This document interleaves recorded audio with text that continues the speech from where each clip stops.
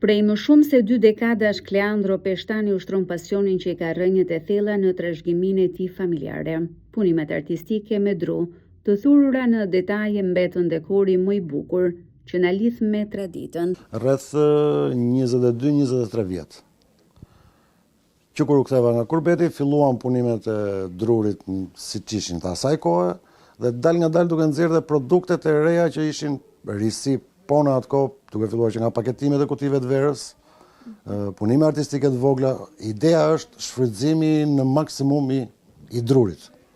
Më thënë asnjë lloj mbetje, asnjë lloj gjë, edhe copa më e vogël do shfrytëzohesh. Si ide ka ardhur gradualisht për të bërë diçka që akoma nuk e ka bërë dikush tjetër dhe për rikthim në traditë. Pavarësisht se me makineri, jo më punime me dalt, por rikthimi në traditë, të eliminohemi tavanet e gipsit, të eliminohet xhami, të eliminohet alumini, të rikthehemi edhe një herë ke druri, ke tradita. Druri është vetvete është jetë, nuk humbet kurrë.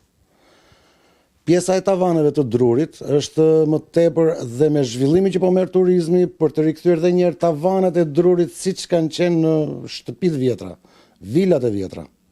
Elbasan ka marrë jetë projekti për rivitalizimin e Kalas. Kleandro po sjell diçka të veçantë. Ai synon rikthimin e traditës së dikushme të odave shqiptare përmes tavanëve dekorativ me dru.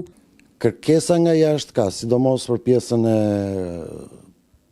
kulteve fetare apo godinave fetare, ikonostaset, pjesën e rregullimit të agroturizmeve gjithmonë jashtë, brenda vendit akoma jo.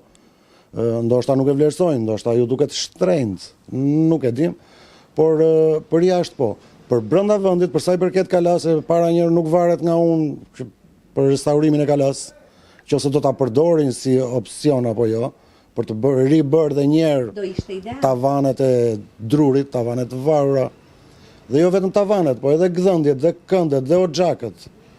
Është një gjë që për momentin shumë pak veta e kanë bërë ose e kanë ideuar, por asnjë s'e ka përfunduar.